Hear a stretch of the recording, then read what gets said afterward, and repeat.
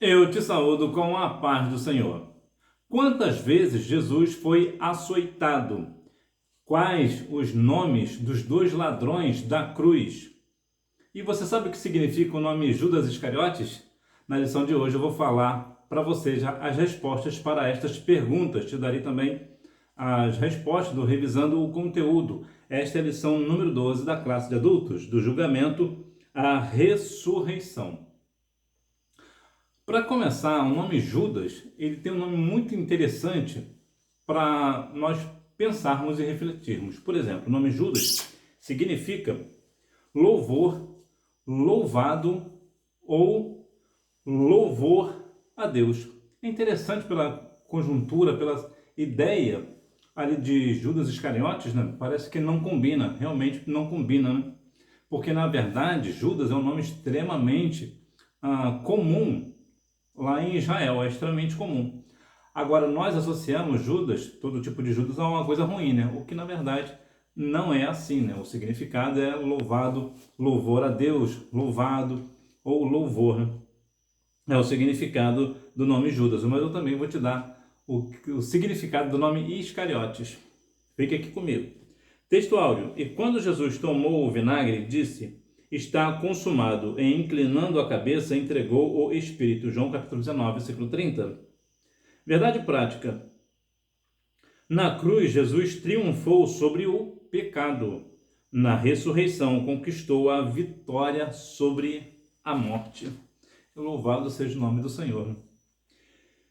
Introdução. Nesta lição, iremos abordar a prisão, a condenação, a crucificação, a morte, o sepultamento e a ressurreição de Jesus. Então, temos aqui um cenário bem completo, né? Com a prisão, a condenação, a crucificação, como foi, né? A morte de Jesus, o seu sepultamento e a sua ressurreição. Então, a lição de hoje vai nos trazer muitas coisas a respeito da vida de Jesus, de todo o seu ministério, que a sua ressurreição de fato significa para todos nós. A prisão e a condenação de Jesus. A prisão. Naquela madrugada, o ambiente neste local parecia carregado de tristeza e angústia. Os soldados romanos e os membros da guarda do sumo sacerdote foram guiados por Judas Iscariotes até ao local onde Jesus se encontrava com os seus discípulos.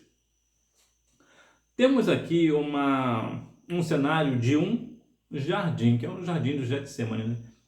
Inclusive tem um louvor que eu acho ele bonito, né? O louvor 182 da harpa conta um pouco dessa história do Jesus no Getsemane.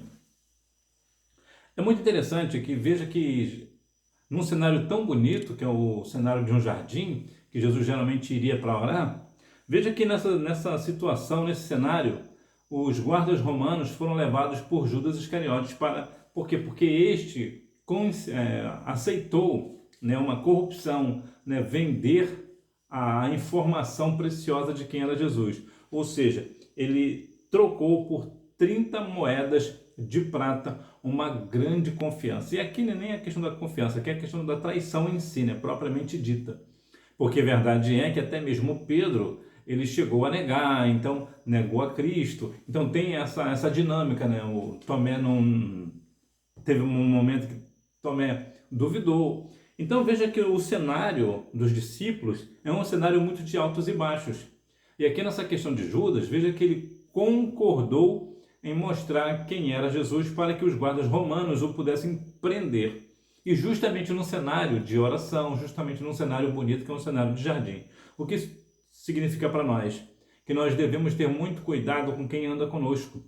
Porque é claro que Jesus sabia de todas essas coisas, mas como nós não sabemos, nós devemos ter muito cuidado para que aquelas pessoas que se dizem ser nossos amigos não venham também nos trair, né? Às vezes até dentro de um cenário, até não, porque não dizer até dentro da igreja, né?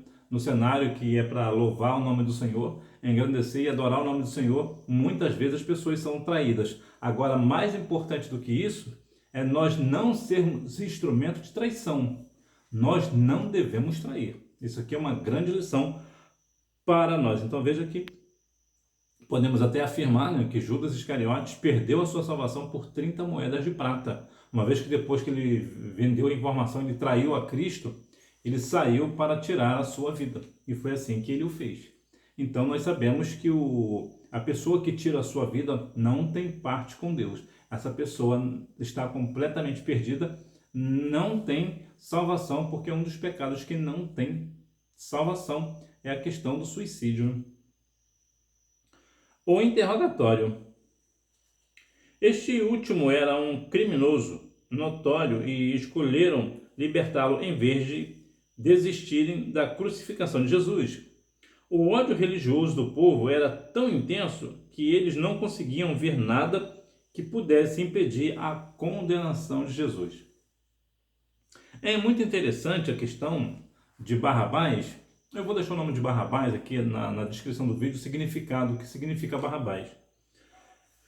É curioso, às vezes até, ver algumas situações pelas quais as pessoas parecem não compreender a realidade. Veja que temos aqui um criminoso, no caso Barrabás, e as pessoas optaram para que este fosse livre e fosse crucificado a Cristo. Então, preferiram um criminoso do que a Cristo. Não é muito diferente hoje. As pessoas hoje, de modo geral, é claro, existe um monte de variações, mas de modo geral, podemos afirmar, inclusive vemos, por exemplo, no Carnaval, na época do Carnaval, o quanto o povo prefere o adversário do que a Cristo. E aqui Barrabás, apesar de ter algumas coisas envolvendo o nome de Barrabás, né, o significado dele, mas de modo geral, nós vemos que as pessoas tendem a mais estar para o lado do adversário do que de Deus, né? A Bíblia diz lá em 1 João 5,19, sabemos que somos de Deus e que o mundo inteiro jaz no maligno, ou seja, o mundo está no maligno, está morto com o maligno, está perdido com o maligno. O povo, a humanidade, de modo geral, ela tende para as coisas do adversário. E aqui não foi diferente. Nós sabemos, é claro, que em toda a história, sabíamos que Jesus seria crucificado, de qualquer forma seria crucificado, mas aqui retrata bem as questões religiosas, que quantas das vezes as pessoas hoje estão indo na igreja por uma questão religiosa.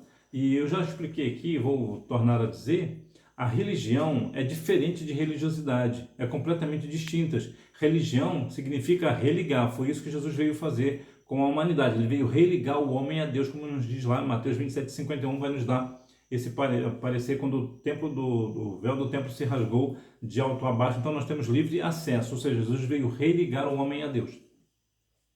Religiosidade dá a ideia de ritual, as pessoas que fazem coisas por rituais. O povo judeu tem muito essa ideia, né, de tradição, essa coisa toda. Então os religiosos têm muito isso também, é mais ou menos aquilo que acontece muitas vezes nas igrejas, que Deus opera um milagre, faz algo extraordinário, mas a pessoa se apega à situação completamente aleatória. Em vez de glorificar o nome do Senhor porque aconteceu um milagre, ele vai encontrar um jeito de falar mal do irmão que pregou, da irmã que pregou, da irmã que cantou. Então isso é uma religiosidade, é diferente de religião. A condenação. Pilatos mandou que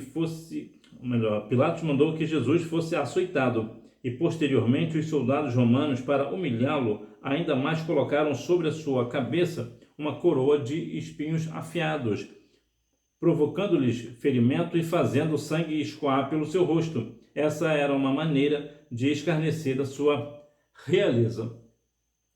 Veja a que ponto chega o povo da condenação, né? Pilatos mandou que Jesus fosse açoitado. E Jesus foi ali açoitado, e daqui a pouco eu vou falar para você quantas vezes Jesus foi açoitado. Então colocaram sobre a sua cabeça uma coroa de espinhos. Para quê? Para debochar da realeza de Cristo. E não é diferente hoje, mais uma vez usando aí a imagem do carnaval, quantas vezes, principalmente no carnaval, as pessoas usam essa ideia de debochar do Senhor Jesus. As pessoas debocham da sua realeza, debocham do seu poder. Mas quando aperta a bota, né, é para Jesus que vão correr. Então, há aqui uma grande questão sobre a pessoa de Cristo, não é somente a condenação. Primeiro que Jesus foi condenado inocente. Jesus era inocente de todas as acusações. Mas ele, claro, ele precisava passar por essa situação. Então veja que Jesus, ele foi condenado, e mais do que condenado injustamente, agora ele tem a questão da humilhação. As pessoas zombarem da sua realeza, como se as pessoas não aceitassem, na verdade, nem como se não aceitassem, eles não aceitavam mesmo Jesus como o rei, né, o rei dos reis. Sinopse: a prisão, o interrogatório e a condenação de Jesus revelam a injustiça dos homens e o cumprimento do plano divino para a nossa redenção. Crucificação, morte e sepultamento de Jesus. O caminho do Calvário. Sob os açoites dos soldados, Jesus carregava sua cruz até chegar ao Gólgota, local conhecido como Lugar da Caveira. Devido à forma que o monte apresentava, em João 19:18, menciona-se que o Gólgota era um lugar público onde as pessoas podiam testemunhar o horrível drama ao qual os soldados romanos submetiam os condenados. Aqui tem uma questão que parece que está intrínseca na natureza humana. Veja que aqui é um monte que era público e as pessoas aqui poderiam ver, testemunhar os dramas que os soldados romanos faziam os condenados sofrerem. A minha pergunta é: por que as pessoas iriam lá para ver o sofrimento alheio? É estranho pensar que nós, como pessoas, parece que nós temos, não sei se o prazer, mas nós gostamos de ver o sofrimento alheio. Eu vou te dar um exemplo prático. Digamos que você vai fazer uma viagem, independente se a viagem é longa ou é curta, e no meio do percurso, houve um acidente de trânsito. Alguém morreu, está lá. E o que as pessoas fazem? Exatamente isso, as pessoas param para ver. Os motoristas param para ver aquilo que aconteceu. Parece que nós temos um certo prazer, não sei se é prazer a palavra, mas ou a curiosidade de ver aquilo que é ruim, aquilo que é horrendo. Então veja que aqui nesse cenário, o monte ali, que parecia uma caveira, né? O que acontecia? Eles testemunhavam os condenados, o sofrimento deles. Não é diferente hoje, quando uma pessoa vai, por exemplo, numa situação, numa circunstâncias, por exemplo, de um condenado, vai, por exemplo, uma cadeira elétrica, por exemplo, tem pessoas que têm prazer de ver aquele negócio. Não é possível que nós sejamos assim. Nós não podemos ter esse prazer no sofrimento alheio.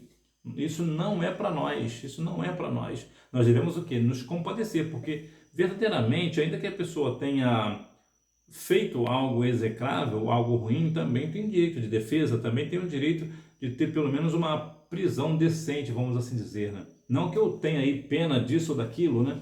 Da pessoa que cometeu o ato, não é esse. Tem questões que são desumanas, são perversas, são cruéis. Então, se alguém está condenando uma outra pessoa e acaba sendo cruel com essa pessoa, ele é tão mau quanto a pessoa que praticou o crime. Então veja que as pessoas ali tinham prazer, né, pelo menos dava a ideia de ver o sofrimento alheio. Eu te perguntei sobre a questão, mencionei sobre a questão do ladrão da cruz, ali no caminho do Calvário. Bom, no livro de Nicodemos, que é um livro apócrifo, ou seja, não é um livro que tem autoridade da parte de Deus, não é um livro confiável no sentido espiritual da palavra, mas ele tem uma certa relevância, tem uma certa importância na questão histórica. Sendo verdade ou não, existe aí o contexto histórico do livro. Aqui é bom separar que esse livro apócrifo, mais uma vez, ele não está no cânon sagrado, ou seja, ele não pertence à Bíblia. Por quê? Porque ele não é inspirado pelo Espírito Santo. Mas lá no livro de Nicodemos, no capítulo 9, no versículo 5, nos dá uma informação curiosa a respeito do nome das pessoas que foram crucificadas com Jesus, que no caso foi Dimas e foi Gestas. Dimas foi a pessoa que disse: Senhor, lembra-te de mim quando entrares no teu reino. Então, esse está aqui o nome dos dois ladrões que foram crucificados com Jesus. A missão foi encerrada. Ao pedir água para saciar sua sede, nosso Senhor tinha plena consciência de que a Escritura estava se cumprindo e que aquele momento final, como homem, se aproximava. Assim, ciente de que sua missão na terra estava completa, não hesitou em proclamar a vitória do plano divino ao afirmar: está consumado. A morte de Jesus na cruz parece que foi uma derrota, foi um grito de derrota. Está consumado? acabou, a minha vida se foi. Esse talvez teria sido o pensamento que as pessoas estavam pensando sobre Jesus. Mas, na verdade, quando Jesus disse está consumado, era como se ele tivesse dito está pago. Eu paguei o preço. Eu fiz o que eu tinha que fazer. Eu cumpri a minha missão. Agora as pessoas têm o livre acesso ao Pai. Então a missão de Jesus ali foi encerrada. Por quê? Porque Jesus veio para isso, né? Lá em 1 João capítulo 1, versículo 12, vai falar sobre esse negócio, né? Jesus veio para o que era seu e os seus não receberam. O que era seu? O seu sacrifício de morrer na cruz do Calvário. Então observe que verdadeiramente foi um grito que não era um grito de derrota, era um grito de vitória, na verdade. Que quando Jesus falou, está consumado, pronto, está feito, eu vim fazer o que eu tinha que fazer e eu cumpri tudo que precisava ser feito, está cumprido, está consumado e ponto. Então a missão ali foi encerrada. O sepultamento. Devido ao temor que tinha dos judeus, no caso de José de Arimateia, mantinha-se afastado dos discípulos, mas conseguiu vencer esse medo ao reunir coragem para se dirigir a Pilatos e solicitar o corpo de Jesus para o sepultamento. A grande questão é a questão de tomar coragem para falar com Pilatos, né? Que era um homem da lei, né? Nós temos, no modo geral, nós temos o hábito de quando chega uma autoridade, um governador, um prefeito, um presidente da república, nós temos uma tendência natural de achar que aquela pessoa é maior do que nós. Então nós não temos coragem, nós não podemos falar com essa pessoa porque ela é muito superior a nós. O que não é verdade. O presidente, o governador, o prefeito, é uma questão ali política, né? Um poder político, uma autoridade política. Aos Romanos 13 nos diz que não há autoridade que não venha de Deus, então sim, ele é uma autoridade, mas isso não quer dizer que nós venhamos ser menores do que eles, mas nós também temos que ter respeito por eles. Apesar de, independente da visão política, independente das circunstâncias, nós devemos ter respeito pela autoridade. Agora, é claro que muitas vezes essas autoridades, eles acabam fazendo coisas, perdendo o fio da meada e fazendo coisas que não se deve fazer. No entanto, o José de Arimateia, apesar de ter sido um discípulo, mas ter sido assim, um homem cauteloso, tinha medo de ser visto com Jesus e os demais, mas nesse momento de sepultar Jesus, pelo menos nesse momento ele teve coragem de erguer e vou lá falar com Pilatos. Eu vou resolver esse negócio aí, vou trazer o corpo de Jesus para ter um sepultamento digno. Isso nos traz essa ideia de que dentro do nosso, talvez limite, né? Mas dentro do nosso direito, melhor dizendo, dentro do nosso direito, nós devemos chegar a qualquer autoridade para falar algo. Lá em Lucas, no capítulo 18, fala sobre um juiz iníquo. O que é um juiz? Um juiz também é um cargo de autoridade, inclusive de grande autoridade. Veja que o texto fala que ele não tinha medo de ninguém, nem mesmo de Deus. Mas uma mulher, ela foi lá falar com ele, ou seja, ela teve coragem de ir falar com uma autoridade. Por quê? Porque ela estava dentro do direito dela. Tanto é que ela falava, faça-me justiça. Por quê? Porque era justo, o que ela pedia era justo que ela fosse agraciada, porque era um direito dela. Então, quando é um direito nosso, nós devemos tomar coragem e fazer valer os nossos direitos. Sinopse: o caminho do Calvário, o desfecho da missão de Jesus e o seu sepultamento ilustram o sacrifício redentor e o cumprimento das Escrituras. A ressurreição de Jesus, o túmulo vazio.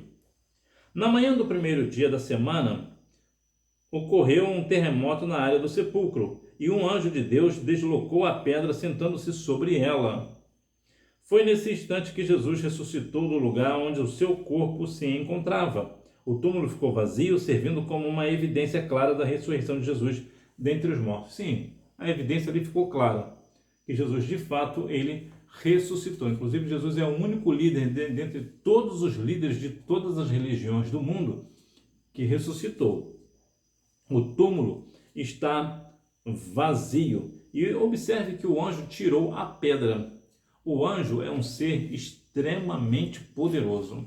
O anjo, ele é muito forte. Contudo, que a Bíblia diz lá em Salmos 8:5, né? Fala sobre que o homem é só um pouco menor do que os anjos, né?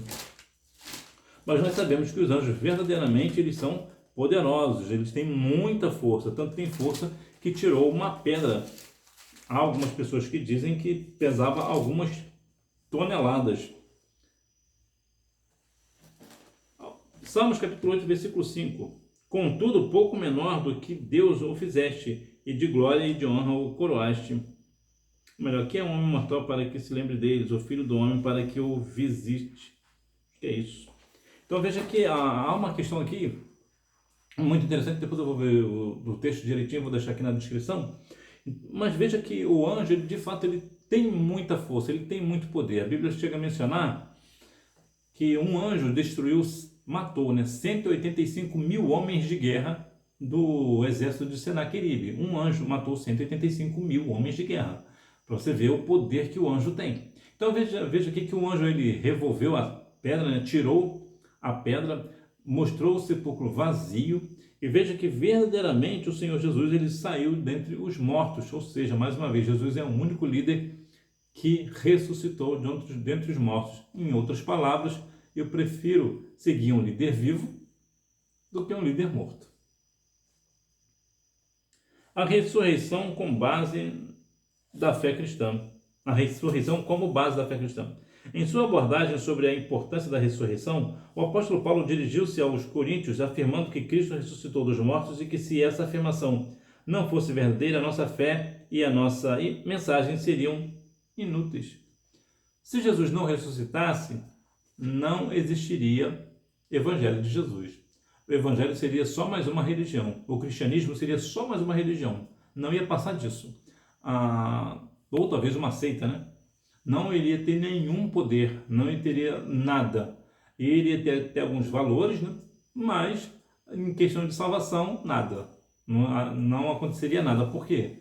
Porque se Jesus não morresse na cruz do Calvário como sacrifício pela nossa vida, a nossa vida continuaria perdida. Nós não teríamos uma salvação, nós não teríamos um Salvador, nós não teríamos um mediador, que é o Senhor Jesus. Portanto, a nossa mensagem do Evangelho, ela só tem poder porque Jesus ressuscitou. O Evangelho de Cristo só continua vivo porque o seu líder, Jesus, é vivo. Porque se Jesus tivesse morrido, também morreria, no sentido espiritual, né? Sabemos, por exemplo, que Allan Kardec morreu, mas o espiritismo está aí, né? Inclusive, o Brasil é o país mais espírita do mundo, né? Infelizmente. Então veja que o Allan Kardec morreu, o espiritismo continua. O que eu quero dizer é que, no sentido da salvação, o Evangelho já teria morrido. Mas como Jesus está vivo, o Evangelho de Cristo também continua vivo. E é muito interessante, uma outra questão sobre a questão da ressurreição, é que Maria Madalena, ela foi a primeira pessoa a ver Jesus com o corpo glorificado. Isso pode ser uma questão tanto de que Jesus é a favor das mulheres, né? Mas também pode ser uma questão um pouco mais profunda. As mulheres, elas costumam se maravilhar mais do que os homens. Por isso, era muito mais fácil Maria Madalena ela continuar falando de Jesus, que Jesus realmente ressuscitou. Se fosse um homem, poderia até ter aquele deslumbre, mas não ia ser tão intenso. É igual hoje. Por exemplo, vou te dar um exemplo bem simples. Imagina, por exemplo, que uma pessoa, um amigo seu, uma pessoa querida da sua família, nasceu um filho e você vai lá ver. Você sendo homem, é possível de quando você vê a criança e voltar, você nem saber se é menino ou se é menina. Talvez nós, homens, nós não nos apegamos a detalhes. Já se for uma mulher vai saber até o nome da criança, vai voltar sabendo tudo e falando tudo, que a criança é isso, que a criança é aquilo, porque a mulher ela é mais deslumbrada com essas coisas. Então, da mesma forma, quando Jesus apareceu para Maria Madalena, também pode ter sido uma mensagem: eu vou aparecer para você porque você vai falar de algo da minha pessoa glorificada de uma forma entusiasmada e vai impactar muito mais pessoas. E isso tem até uma base interessante, porque quando você fala com firmeza, né, você fala com verdade, você alcança até 30 centímetros. Quando você fala com alegria, com vibração, você alcança até 3 metros. Ou seja, a questão aqui é mais de vibração, é mais de entusiasmo. A pessoa que fala com entusiasmo, ela alcança muito mais pessoas do que quando ela fala sem entusiasmo. Então veja que talvez tenha sido por isso que Jesus apareceu para Maria Madalena, para que ela pudesse assim anunciar o Evangelho, né? Ou melhor, a ressurreição de Jesus. O Cristo ressurreto quebra a incredulidade. Em outras ocasiões, nosso Senhor também se manifestou aos seus discípulos antes da sua ascensão ao céu. A Pedro e a alguns outros que o seguiam, Jesus revelou-se novamente e realizou o milagre da pesca abundante. Uma prova do poder do Cristo ressuscitado. Seria impossível permanecer incrédulo depois de testemunhar o Cristo que venceu a morte. Nesse sentido, é impossível de fato ficar incrédulo. Você imagina testemunhar que Jesus morreu e 3 dias depois ele nasceu, ressuscitou? Realmente é impossível ficar incrédulo. A pessoa pode até não estar do lado de Jesus. As pessoas podem até não acreditar, não confiar em Deus. Mas é impossível não se questionar como isso é possível. E foi testificado que realmente estava morto. Então não tem como as pessoas querem falar, mas que foi isso, que foi um jeitinho, que foi isso. Não, Jesus morreu e ao 3º dia ele ressuscitou. Então qualquer pessoa realmente perderia a sua incredulidade. Então o fato de Jesus ter ressuscitado, ele quebra essa incredulidade. E é bem verdade que hoje, no sentido espiritual, nós precisamos compreender que, de fato, Jesus ressuscitou e nós devemos parar de ser incrédulos, porque quantas vezes nós estamos dentro da igreja, mas estamos incrédulos que se Jesus está ali presente no nosso meio. Nós estamos realmente, muitas vezes, incrédulos de que Jesus possa fazer um milagre na nossa vida. Então nós devemos verdadeiramente observar que Jesus, lá no Calvário, ele morreu, ressuscitou ao 3º dia no sentido físico e depois veio glorificado, ressuscitou glorificado. Para nós hoje, nós sabemos que Jesus vive para tudo sempre, aos Hebreus 13:8. Né? Ele é o mesmo ontem, hoje e eternamente. Agora, no sentido espiritual, nós precisamos compreender que verdadeiramente o Senhor Jesus está vivo. E nós, como seguidores de Cristo, nós também devemos ter a nossa vida espiritual vivíssima. Sinopse: a ressurreição de Jesus, evidenciada pelo túmulo vazio, é a base da fé cristã e transforma a incredulidade em convicção. Conclusão: assim, à luz deste fato, somos encorajados a manter a nossa fé, pois depositamos a nossa esperança naquele que triunfou sobre a morte de forma definitiva. Então, que nós devemos realmente ter essa coragem de manter a nossa fé em Jesus, que de fato Jesus, ele morreu, ressuscitou ao 3º dia e vive para todo o sempre. E ele virá buscar a sua igreja dentro em breve. E nós nos encontraremos com o Senhor Jesus nas nuvens. Então que nós venhamos continuar com essa fé, de que realmente o Senhor Jesus, ele é de fato o Filho de Deus, ele é o nosso Salvador, o nosso Mestre, o nosso Professor, o nosso guia. O Senhor Jesus, ele é o nosso líder espiritual. Então, ele é o nosso bom pastor. Então, que nós venhamos a cada dia mais estarmos firmes na presença santa do Senhor. E o nome Iscariotes, o que significa? Bom, Iscariotes significa homem de Queriote. Também significa habitante de Queriote. Também significa aquele que leva a bolsa. Isso faz muito sentido, né? Uma vez que Judas era o tesoureiro, né? Então faz muito sentido ele levar a bolsa, né? E também significa aquele que foi estrangulado. Esse sentido ele é bem pesado, né? Bom, e se falando de açoite, quantos açoites Jesus recebeu? Essa aqui é uma questão muito curiosa, porque pela lei, o máximo de açoite que uma pessoa poderia receber seriam 40 açoites, para não ficar desonrado, né? Como vemos em Deuteronômio, capítulo 25, versículos 2 e 3. Paulo, por exemplo, ele recebeu 40 açoites menos um, como está lá em 1 Coríntios, ou melhor, 2 Coríntios, capítulo 11, versículo 24. Mas Jesus, quantos açoites Jesus recebeu? A Bíblia não menciona. Aqui nós podemos, por exemplo, lá em João 19, 1, Mateus 20, 19, Mateus 27, 26. Não há um número específico. Então, tudo que nós falarmos a partir disso são suposições.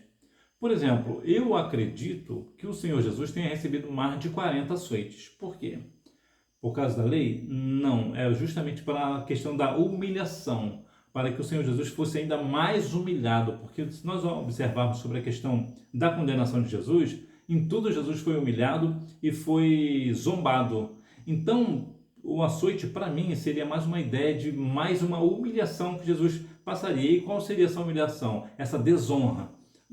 Receber mais do que 40 açoites. Mas também tem a questão de que pode ser que Jesus tenha recebido 40 açoites também para dizer que cumpriu a lei. A lei ali foi cumprida e foi apenas 40 açoites. 40 não, né? Foi ao máximo, né? Foi a pena máxima de 40 açoites. E também sobre a questão, também pode ter sido também 39. Por quê? Para dizer que não foram tão cruéis com Jesus. Então, todas as três possibilidades são possíveis. Mas o mais certo de nós dizermos é que a Bíblia não menciona a quantidade de açoites que o nosso Senhor e Salvador Jesus recebeu. Revisando o conteúdo, número 1. Tendo concordado com a traição em troca de 30 moedas de prata, o traidor identificou Jesus como um beijo traiçoeiro, indicando aos soldados romanos quem ele era. Número 2. Jesus foi ferido e teve a sua carne dilacerada pelos golpes. João, capítulo 19, versículos 1 e 2. Nesse momento, nosso Senhor assumiu as nossas enfermidades e dores. Foi afligido e oprimido, foi castigado pelas nossas transgressões e iniquidades, cumprindo assim a profecia do profeta Isaías. Isaías, capítulo 53, versículos 4 e 5. Número 3. Ao lado de Jesus, à sua esquerda e à sua direita, estavam dois homens acusados como criminosos. É curioso notar que o profeta Isaías também mencionou isso anteriormente, no capítulo 53, versículo 12, afirmando que ele foi contado com os transgressores. Número 4. Maria Madalena dirigiu-se ao sepulcro, João 20, versículo 1, acompanhada por Maria, mãe de Tiago e Salomé, Marcos capítulo 16, versículos de 1 a 3, com a intenção de ungir o corpo de Jesus. Número 5. A primeira baseia-se nas palavras de Jesus, que afirmara ser necessário que ele ressuscitasse dentre os mortos. João capítulo 20, versículo 9. Só para lembrar, eu sei que você sabe, mas é sempre bom lembrar, Maria Madalena não era uma prostituta como muitas pessoas dizem hoje, né? É importante deixar isso claro, porque até hoje nós vemos, né, pregações, né, as pessoas falando que Maria Madalena era uma prostituta. Bom, mas isso não é verdade. Para que nós venhamos entender que e isso é bem fácil de compreender, porque eu poderia te dar aqui vários argumentos, mas eu vou te dar um argumento mais simples. Maria Madalena, ela mantinha o ministério de Jesus com o seu dinheiro. Ou seja, ela pagava, ela bancava, né? Ela financiava o ministério de Jesus com o seu dinheiro. Se ela fosse uma prostituta, esse dinheiro viria da prostituição, que é pecado. Ou seja, Jesus estaria conivente com o pecado de Maria Madalena. E nós sabemos que Jesus não pactua com o pecado, nunca pactuou e nunca vai pactuar com o pecado. Por isso eu posso afirmar que Maria Madalena não era uma prostituta. De maneira nenhuma, a Bíblia não diz isso em nenhum lugar. Mas que a cada dia mais nós venhamos estar com a nossa fé no nosso Senhor e Salvador Jesus Cristo. Que Deus em Cristo continue abençoando a sua vida e você me vê na próxima aula, se Deus quiser. Tchau!